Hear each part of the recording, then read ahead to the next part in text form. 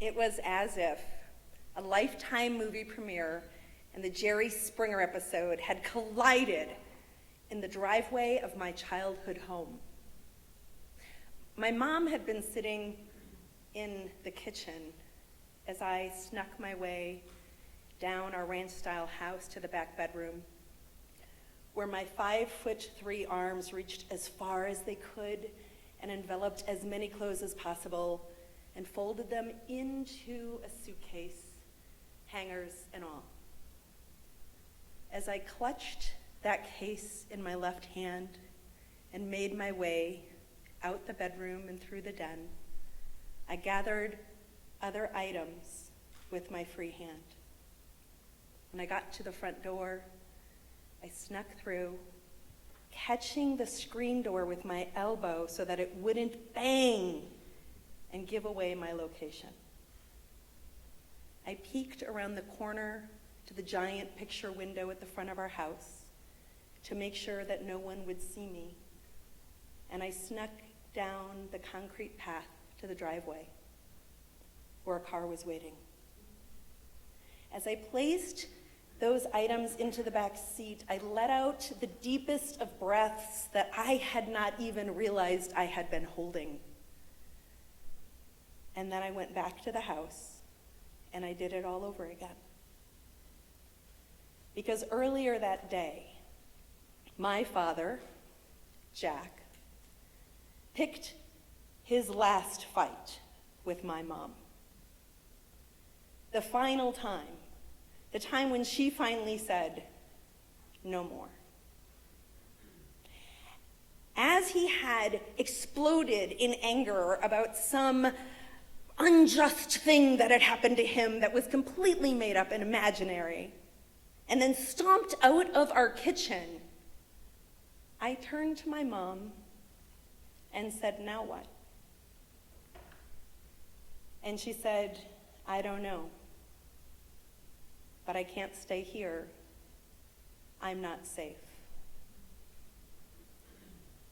I had waited decades for my mother to speak these words. Because as we stood in that kitchen on that day, my mother was 80 years old. And that's when she said, "This is where I draw the line." 80 years old and almost 60 years of marriage to an unhappy and angry man. And she was finally ready to say no more. So we huddled together at that kitchen table, and my mom drew out a list of the items that she needed to take.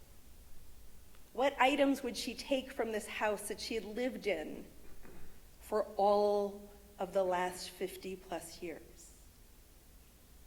And as I listened for Jack, I made decisions based on a lifetime of navigating an angry household as to when I would slip into different rooms and collect those things for my mom.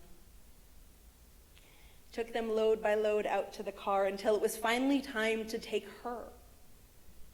My mom was 3 days outside of returning from rehab from a stroke that she had had weeks before. She was frail. And as she clung to me, going down the pathway and crossed the threshold of that house for the very last time, she courageously stepped forth and went into my car where her precious possessions were. Everything she needed as I closed the door, everything but her cane. I needed her cane. I turned back to the house, and there he was. He had seen us. He knew what was happening. And in a gust of anger, he was swept from the front door to my car in a second and a half. And he was angry and pounding on the windows and pounding on the doors. And my mother looked terrified. And I pulled out my phone and I called 911 to report him for domestic abuse. And as he took a boxing stance towards me, I took a step back and lost the connection. Thankfully, I realized he didn't know I'd lost the connection.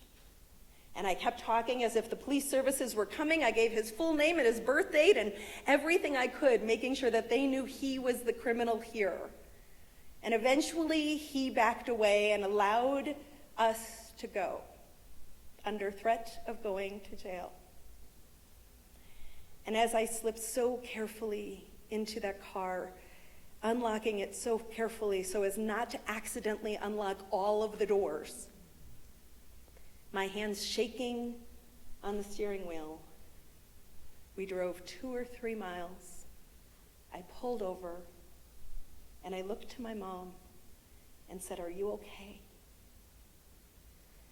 She drew in the biggest breath.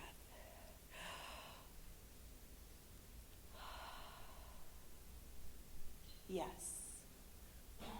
Because as it turns out, the lesson my mother taught me that day is you're never too old to draw the line in the sand. Thank you.